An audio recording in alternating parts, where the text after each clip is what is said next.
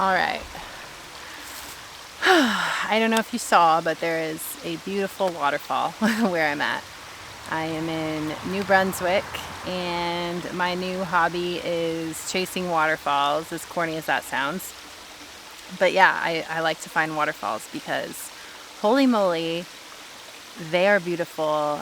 And like before, when I first got here, I'm an hour and a half from the coast, so I'm always like, on the weekends, I would be like, oh, of course I'm going to go to the ocean. Why wouldn't I go to the ocean?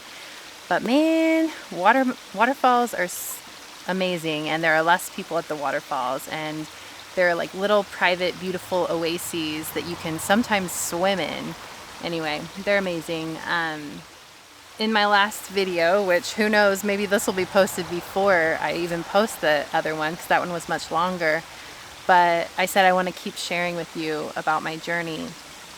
And my journey's been good. I feel like I'm finally finding a groove here in New Brunswick, and I'm finally feeling a part of everything. And I think that's been a large part to coming out in nature and just exploring nature, and just feeling like I can truly be in my element here. I feel like as long as I have nature, no matter where I go, I will feel safe and in my element, and I will feel like I can realign to my center and stay connected to my path. I'm not exactly sure why I turned the video on. I just had like a feeling of like, oh no, I feel like I have something to share, but I'm not exactly sure what it is yet, so bear with me.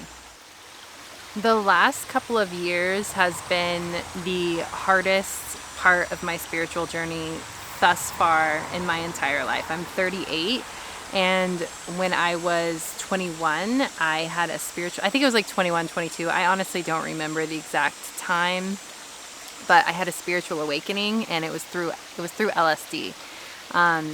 And I met God in a way. Not in a way, I met God when I was on LSD.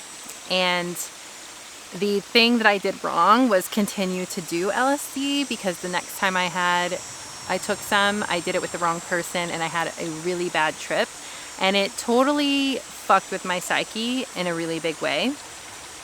And so throughout my 20s, I was dealing with like intrusive thoughts, like just chronic general anxiety, insane social anxiety, and just overall fear and discomfort in my body and in being on the earth, like for my entire 20s. And then at the end of my 20s, I found Reiki, and that shifted things significantly, and that changed my life, because I realized I have like energetic sovereignty over my own energy and what comes in and out, and so that helped a lot. And ever since then, you know, it's been uphill. Like every year I feel more social, I feel more excited about life. I feel like I've reached the highest of highs. I have such hope for my life, you know. And then a couple of years ago, I was riding a pretty high, and I was definitely just spending a lot of time in dreaming about what could be. And I knew, okay, my life can be amazing. It can be what I want it to be. I can create freedom. I can create abundance. You know, I can live the life I choose. All I have to, whoa, oh my God. Was that a moth? Oh my God, that's awesome. The moth is my symbol for soulhearken. So anyway, I don't know what I think it was a moth.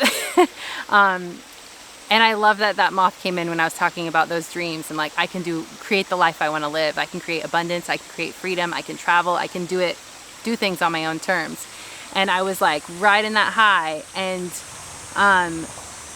I remember in that moment, I thought, okay, you know what?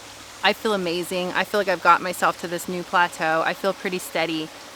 I think it's time to confront some of this childhood wounding that I had. And little did I know that once I cracked that door open, I had no idea what I was getting myself into, because if I did know what I was getting myself into, I wouldn't have opened the door. I cracked this door open to shame and to like ancestral wounding that came down the line. I don't want to get into the details too much, but it was a lot of childhood sexual trauma that I was tapping into, and that it felt like was something that I inherited. And the crazy part about it was, you know, I felt it in my entire body. And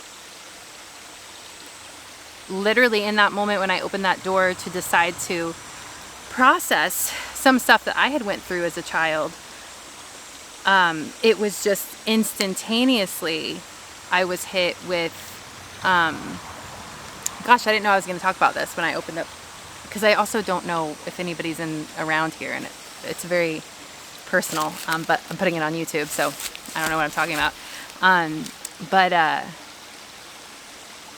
I didn't realize what I was going to be met with, and it felt like, how do I even put it into words? It felt like a circuit that came from my mother's lineage and my father's lineage. Like mental health stuff on my father's side. My grandma in particular had really bad mental health problems. And then the sexual trauma on my mother's side that was in the family, childhood sexual trauma. It's almost like those two circuits like met and created this cacophony of difficulty, to say the least. Like, I felt like I was under attack, basically. And I do believe, I felt on some level I was under attack. It felt like a spiritual attack. It felt like a bodily attack. It felt like an identity attack. Like, it felt like I didn't, like, my very being and who I am was under attack. My character was under attack, like, spiritually. And I, like, literally, this is how fast it happened. I opened that door. I literally thought, it was a thought. It was, okay, God, I am ready to face this. I'm ready to face my shame and the stuff I had from childhood. And I thought it was just going to be my stuff. But it turned out to be like my ancestors, everything. And what I keep going down, I keep wanting to go down this path, and then I keep getting sidetracked. What I was going to say was, within 2 days, I was suicidal. And I have never been suicidal. Never. I have, gone through phases of my journey where I felt like, God, if this is what life is, why would I even be here? Why would I want to be here? Like, if this is what it's going to be, then I don't even want to do this. Like, I've had moments like that where it's like, of course I would never actually do anything about it. I could never do that. But that was the closest I've ever, not that I know I still wouldn't have done it. Like, that's the thing. I've built this and forged this relationship with God so strongly since that day I met God in my early 20s on LSD in my apartment, listening to music and painting. Like, ever since that day, I've forged a deeper and deeper and deeper bond with God. And I have such a strong faith. Oh, feels so good, the breeze. I feel and I have such a strong faith in God, and I have such a strong faith in my own goodness, in my own divinity. And so all I could do in that moment when I was feeling suicidal was just pray and surrender and talk to my mom and tell her everything. And from that point, my boss at work she's amazing. She offered me, it was the year before that, she had given me a session with this healer. She's kind of like shaman-like in a way, and she's someone who like removes entities. Like, she does some of the serious crazy stuff, and I felt like I had some attack going on, so I went to her, and she helped me a lot. But the thing is the damage was done to my psyche and my being, and it felt like whatever was going on in that attack, or whatever I was processing, was like ingrained in me. And then it felt like, okay, where do I go from here? Like, when things that you're processing are so like vile, and you feel it in your body and in your being, you question yourself. You question, like, is this who I am? Like, is there something wrong with me? Like, you know, you start to question your identity. And so that was my struggle. That was, and the fact that I've dealt with mental health stuff, intrusive thoughts, like not feeling fully in control over like my psyche and, you know, for my whole adult life. And so that was kind of like preyed upon in that instance too. And it just, like I said, it was like this big mixture of chaos that kind of played on every bit of any bit of shame I've had about myself, and also like preyed on my weaknesses, which is like sometimes mental health stuff. And it was just a big mess. And yeah, I've been picking up the pieces ever since. That was 2 years ago when that like attack, if you, whatever you want to call it, happened.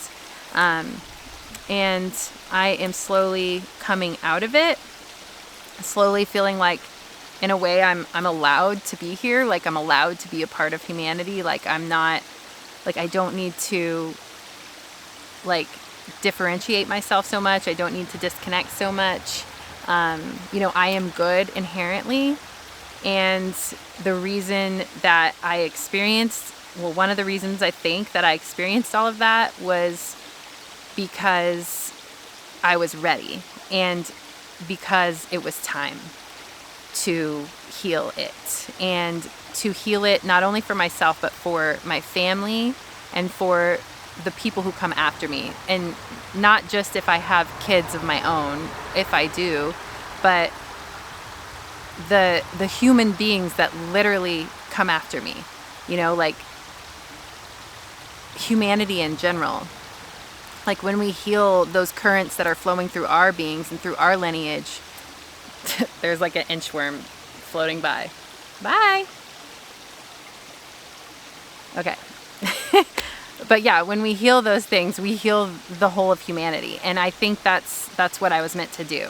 And in particular, there was a moment during all of it where I knew my ancestors were surrounding me. I went for a walk, and I almost feel like I don't want to talk about it because it was so sacred. But I just knew ultimately that I was putting to bed, like, and mourning and like burying and putting to death in a way, a part of my lineage that was ready to die, you know. And I know the rebirth that's meant to come after that is real. I do believe that it's not going to be like, it's been 2 years that I've gotten to a place where I feel like semi-okay. But I feel it. I feel like the rebirth rising within me. I feel the new horizon. I get, you know, I get glimpses of signs and synchronicities, and like just little messages that, like, they're more like, they're glimmers. They're like, it's like the breeze that came through earlier. Just like, I get these reflections of change, and I feel stronger and stronger and stronger every day. And I guess this isn't to tell you, I mean, the ways I've coped is through prayer. I do want to tell you how I coped, just in case you want to know. Prayer. Number one, prayer. That is me surrendering and praying. Like when I was in the thick of it, I would just go like lay in bed and close my eyes and just connect to God, connect to that source within, and just stay there, you know, and just hold on to that. It was my lifeline, because I really felt inundated with darkness and like vile energy, you know. It was really hard to process the stuff that was like going through my mind, and like the like literal disgust that was like I was processing in my body. And it was horrible. And it was like, yeah, it's like the way it was working, it was like trying to trick me into like believing things about myself. And it was just a nightmare. It was a true nightmare. And okay, I had to move to a new place. I don't know why. I felt called to it. Well, the battery died, and then I don't know, after I changed the battery, I just wanted to just sit in a new place with y'all. Feels a little bit more intimate, and I could be a little bit quieter, so that's nice. And plus, people are over there usually. But anyway, so what I was saying was the way in which I processed everything was the prayer, just surrendering to God and trusting that everything's going to be okay, that there's something, like, I did have to rationalize, like I had to be like, okay, why am I going through this? Like I needed something to hold on to. And I knew, I could tell it was ancestral healing. Like I knew I was healing my lineage, and I knew that I had to do it through like it was a somatic experience, you know, like feeling it in, like truly facing it and feeling it and processing it through the body. You know, I don't think we really truly heal humanity if we're not processing it on like an experiential level, like on the earth, in the body, you know. So I think that's what it was, and that's what made it so difficult, because it felt like I felt inundated, you know, I felt it everywhere. So it was really overwhelming. But yeah, the prayer, the like knowing what it was, holding on to that. Lately, breath work has been really powerful for me. There's a guy called Breathe with Sandy on YouTube, and I do his every once in a while. Do it in moderation though, please. Oh my God, I feel like when you do breath work sometimes, it triggers things, and if you're not in a safe place, or if you don't have the time and spaciousness to process things, it might be a lot. So do the more mild ones more slowly. That's my recommendation. And when you're ready and when you have time to process, like if you have a couple days on your hands, just in case something gets triggered, you know, you can do the more in-depth, crazy ones. But yeah, I try to keep it pretty mellow and listen to my body on that. Yeah, how else did I cope? I think just like exercising, having something to work towards. Like I have my other YouTube channel called The Little Flower, and if you'll see, you can kind of see on this channel where a lot of, like I was making consistent videos on this channel, and then in the summer of 2023, which was when all this started, you can see it start to dip. I think I needed something a little different at that time, so I actually created, in the fall of that year, I created The Little Flower and have been doing videos for YouTube for that. And I think I've been doing that because it is, the videos and everything have kept me like on a schedule and kept me more grounded. It's something that I can do like at the drop of a hat, like, oh, let me do a reading tonight. Just pull the cards out, pull the flowers out, and, you know, do the reading. Whereas these soulhearken videos take a little bit more out of me. Like they're like all encompassing at times. There's this little chipmunk that ran by, but anyway, yeah, they're all encompassing, and I really want soulhearken to grow, but I don't want to put the pressure on it to provide for me. So The Little Flower is an avenue I can take of service that can be turned into a business with legitimate income streams. And so that's, I think, why I started doing that. But yeah, I want to get back into soulhearken, and also I had this, like, especially in the past like 6 months, I have this feeling that soulhearken's going to take a different shape. And I'm okay with that, you know, like maybe it will be more one-on-one and just talking about my journey. I'll still do the creative videos, but I do want it to take a different shape. I want it to evolve, and that's another reason why I don't want to put pressure on it to provide for me in any way, because I want it to be a creative outlet that I do that has a life of its own. And you know, if it brings abundance, then that's great, but I want it to be something that's of service to the world. And that is something that's a true extension of my soul, and it's just like pure in that. But yeah, I think The Little Flower helped me cope through all of that, because it was something to look forward to. It was something to immerse myself in. It was a way to serve others.